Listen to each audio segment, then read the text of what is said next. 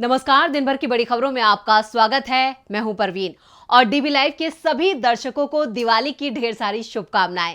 आज बुलेटिन में बात होगी तेलंगाना में मोदी की रैली में मचे हंगामे की, एमपी में लाडली बहना योजना पर घिरे सीएम शिवराज की, छत्तीसगढ़ में महिलाओं पर मेहरबान कांग्रेस की, एमपी में अपने ही सर्वे में पिछड़ती बीजेपी की।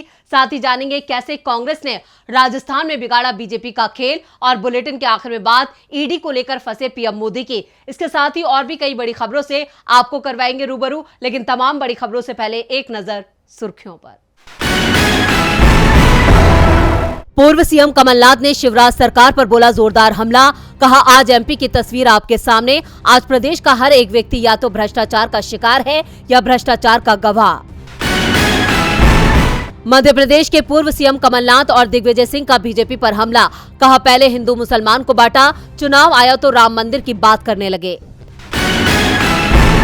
तेलंगाना बीजेपी अध्यक्ष जी किशन रेड्डी का बड़ा बयान। कहा, तेलंगाना चुनाव के लिए घोषणा पत्र दिवाली के बाद होगा जारी। 26 और 27 नवंबर को राज्य में रैली करेंगे पीएम मोदी। वनडे क्रिकेट में एक साल में सबसे ज्यादा छक्के लगाने का रिकॉर्ड भारतीय कप्तान रोहित शर्मा ने किया अपने नाम। साल में लगाए 60 छक्के। साउथ अफ्रीका के एबी डिविलियर्स के 58 छक्कों का तोड़ा रिकॉर्ड।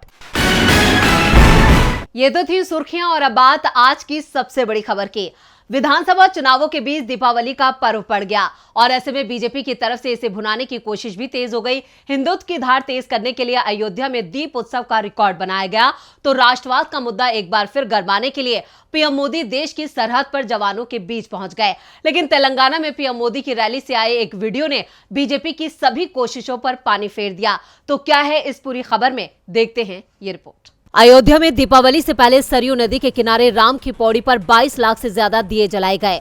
दीप उत्सव कार्यक्रम के दूसरे दिन लोगों की भीड़ पहुंच गई। लोगों में बुझे हुए दीपों से तेल निकालने की होड़ मची थी, लेकिन प्रशासन ने इस बार किसी को भी घाट में घुसने की इजाजत नहीं दी, जिस कारण से हंगामा मच गया। दरअसल बीजेपी चुनावों में हिंदुत्व को भुनाने की कोशिश में जुटी है और ये हंगामा उस पर उल्टा भारी पड़ता दिखाई दे रहा है। दूसरी ओर राष्ट्रवाद के नाम पर आज पीएम मोदी भी दीपावली मनाने के लिए भारत चीन बॉर्डर पर हिमाचल प्रदेश के लेपचा पहुँच गए। पीएम मोदी ने देश के जवानों के साथ दीपावली मनाई और पीएम मोदी के दौरे का वीडियो दिन भर टीवी चैनलों पर दिखाया जाता रहा। लेकिन इस बीच एक वीडियो तेलंगाना से भी आ गया जो टीवी चैनलों पर तो नहीं लेकिन सोशल मीडिया पर जमकर सुर्खियां बटोर रहा है। दरअसल पीएम मोदी की तेलंगाना के सिकंदराबाद में रैली थी। पीएम मोदी मंच से बोल रहे थे कि तभी एक लड़की सभा स्थल पर बने खंबे पर चढ़ गई। पीएम मोदी उसे खंबे से उतरने की अपील करते रहे, लेकिन लड़की अपनी बात पीएम मोदी से करने की बात कहती रही। दावा किया जा रहा है कि लड़की रोजगार को लेकर परेशान थी। बाद में पीएम मोदी की तरफ से आश्वासन मिला तब वो जाकर नीचे उतरी, लेकिन इस घटना से एक बार फिर देश में बेरोजगारी का मुद्दा सामने आ गया। 9 साल पहले जब देश में मोदी ने सत्ता संभाली तो चुनावों में उनकी ओर से लगातार हर साल 2 करोड़ रोजगार देने का वादा किया गया था, लेकिन 9 साल में रोजगार बढ़ने की जगह बेरोजगारी बढ़ गई। पीएम मोदी की रैली में हुए इस हंगामे ने बीजेपी की पोल खोल दी। इधर एमपी में भी लाडली बहना योजना की पोल खुल गई है। मध्य प्रदेश में बीजेपी की एक और घोषणा जुमला साबित हुई। सीएम शिवराज सिंह चौहान ने चुनावों के बीच पलटी मारी है, जिससे राज्य की महिलाओं में बीजेपी को लेकर नाराजगी बढ़ गई है। वहीं कांग्रेस ने इसे बड़ा मुद्दा बना दिया है। तो क्या है पूरी खबर, देखते हैं ये रिपोर्ट। मध्य प्रदेश में 17 नवंबर को 230 विधानसभा सीटों के लिए वोटिंग है, जिसके नतीजे 3 दिसंबर को घोषित होंगे। इस बार मध्य प्रदेश में कांग्रेस और बीजेपी के बीच जबरदस्त मुकाबला देखा जा रहा है। कांग्रेस इस बार बीजेपी को बख्शने के मूड में नहीं है। कांग्रेस ने बीजेपी की ऐसी घेराबंदी की है जिससे बीजेपी नेता बचने का रास्ता खोज रहे हैं। वहीं मध्य प्रदेश की राजनीति में बीजेपी ने अब तक की सबसे बड़ी पलटी मारी है। लाडली बहना योजना में 3000 रुपए देने की योजना को बीजेपी के राष्ट्रीय अध्यक्ष जेपी नड्डा ने घोषणा पत्र से बाहर कर दिया, जबकि पूरे प्रदेश में इसका प्रचार किया जा रहा था। अब इसको लेकर कांग्रेस ने मामा शिवराज यानी सीएम को घेर लिया है। कांग्रेस का साफ कहना है कि राज्य की बहनें निराश न हो। कमलनाथ नारी सम्मान योजना में हर महिला को 1500 रुपए और 500 रुपए में गैस सिलेंडर देगी। 1 जनवरी 2024 को पैसा खाते में आ जाएगा। कांग्रेस अध्यक्ष कमलनाथ ने सीएम शिवराज और बीजेपी पर निशाना साधते हुए एक्स पर लिखा है, झूठ बोलने के लिए बहुत कलेजा चाहिए होता है। शिवराज जी, आपने मध्य प्रदेश का कोई शहर कस्बा नहीं छोड़ा जहां पर आपने बहनों को 3000 रुपए देने का वादा करने वाले होर्डिंग्स बैनर ना लगाए हों।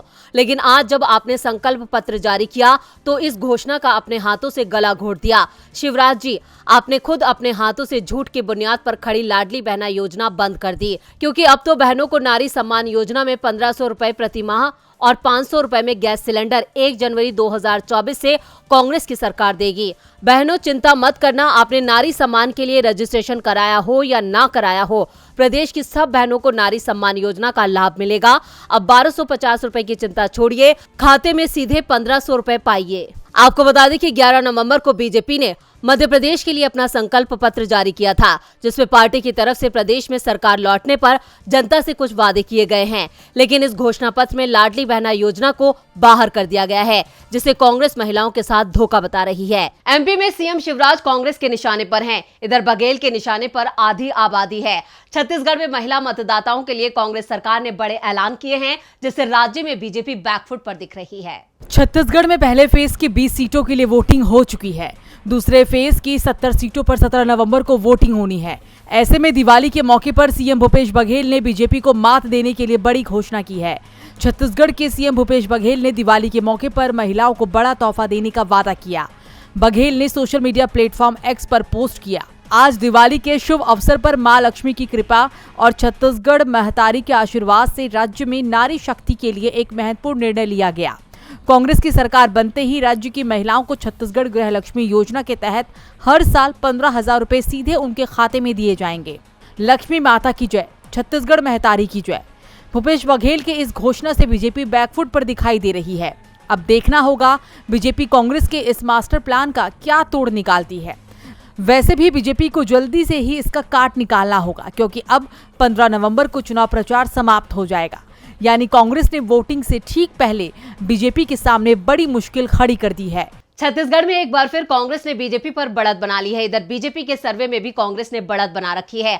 मध्य प्रदेश विधानसभा चुनाव में प्रचार समाप्त होने में अब 3 दिन का वक्त बचा है। 15 नवंबर को शाम 6 बजे चुनाव प्रचार बंद हो जाएगा। 17 नवंबर को वोटिंग होगी, लेकिन वोटिंग से पहले बीजेपी की फीडबैक रिपोर्ट और इंटरनल सर्वे दोनों ने ही उसके होश उड़ा दिए हैं। तो क्या कह रहे हैं बीजेपी के सर्वे, देखते हैं इस रिपोर्ट में। मध्य प्रदेश विधानसभा चुनाव में किसकी जीत होगी, किसकी हार, ये 3 दिसंबर को साफ हो जाएगा। वोटिंग से पहले बीजेपी और कांग्रेस दोनों ही पार्टियां मतदाताओं तक पहुंचने में पूरी ताकत लगा रही हैं। दोनों पार्टियां लगातार निजी एजेंसियों से सर्वे करा रही हैं और इन सर्वे के परिणाम के सहारे ही आगे की रणनीति भी बना रही हैं। ऐसे में बीजेपी के ही सर्वे ने अब उसकी नींद उड़ा दी है। दरअसल अपने ही सर्वे में बीजेपी बहुमत से दूर दिखाई दे रही है। वोटरों की खामोशी ने उसकी चिंता को और बढ़ा दिया है। आमतौर पर खामोश मतदाता सत्ता पक्ष के खिलाफ ही जाता है, जबकि मुखर होकर बोलने वाले अधिकांश लोग सत्ताधारी पार्टी के साथ होते हैं।